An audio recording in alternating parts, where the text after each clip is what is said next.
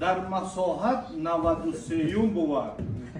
شهرتش در امن تا گردون بود. پیشنهادش شد قبول عالمین. آب و اقلیم پیریخ و فوتبال بین. آسیا شاداب از او دائما. در همین موضوع صاحب انجمن. 60 میلیون از تاجیک در جهان. بس قدیمی هست در تاریخ آن. با 180 دولت گشته دوست. هم سفارتخانه ها کرده درست. تاجیکستان را دیگر کوچک نگو. با تمامی قطعه ها در گفتگو. تاجیکستانم بزرگی در جهان. دوست می دارم تو را از مغز جان.